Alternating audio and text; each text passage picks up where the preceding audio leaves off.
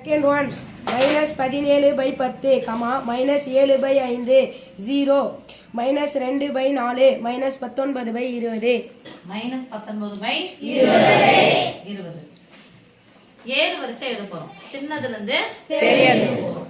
இதுவும் மைனஸ், இதுவும் மைனஸ், இதுவும் மைனஸ், இதுவும் மைனஸ். இது மட்டும் தான் 0 மட்டும் தான் இருக்கு. அப்ப மைனஸ் நம்பர் எல்லாம் 0க்கு எந்த சைடு இருக்கும்? லெஃப்ட் சைடு தான இருக்கும்.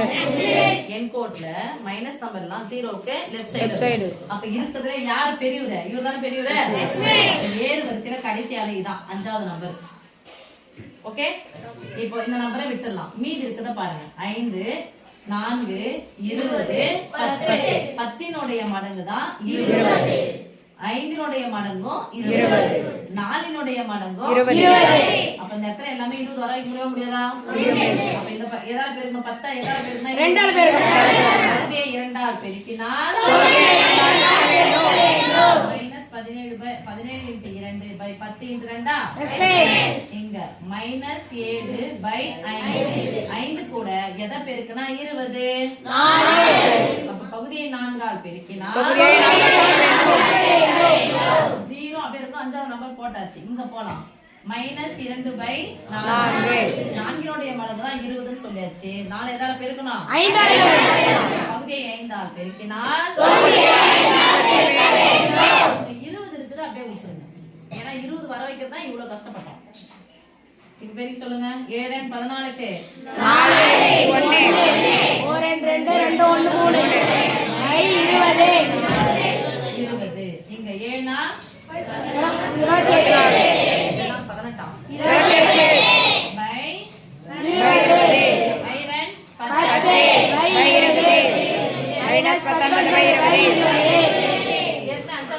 போட்டாச்சு. 7 வரிசைன்னு சொன்னா சின்ன நம்பர்ல போகணும். மைனஸ் எல்லாமே மைனஸ். ஃபர்ஸ்ட் மைனஸ் மாத்திட்டு பாருங்க. யார் பெரியவங்க? இதான பெருசு. அப்ப இதான சின்னது. அப்ப இதான் முதல் நம்பர். ரெண்டாவது யாரு? 28. மூணாவது நம்பர் யாரு? 19. 4வது நம்பர் இவங்களா? இவங்க 5ஆம் நம்பர் போட்டாச்சு. அப்ப 1ஆம் நம்பருக்கு நேரா யாருக்காக சொல்லுங்க பார்க்கலாம். மைனஸ் 17/10. மைனஸ் 7/5. அடுத்து மைனஸ் 19/20.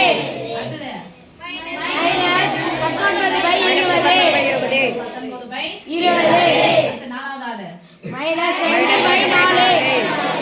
கடைசி 5வது ஆளு யாரு? 0. பேர்தான் 7 வரிசையில நான் வாய் திறந்துக்கிட்டே போணும். திறந்துக்கிட்டே போனா கத்துக்கிட்டே போச்சா? அப்படியே இறங்க வரிசை சொல்லுங்க.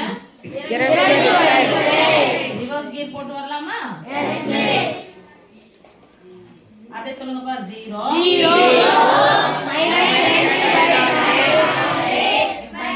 படிக்க தெரியணும். இது லெஸ் தான சொல்லினே போணும். இது greater than minus 7/4 greater than minus 19/20 greater than minus 7/5 greater than minus 17/10. இதெல்லாம் கோரஸா சொன்னா எவ்வளவு நல்லா இருக்கும். இப்போ ஏர் வரிசை படிங்க. Minus 17/10 less than minus 17/10 less than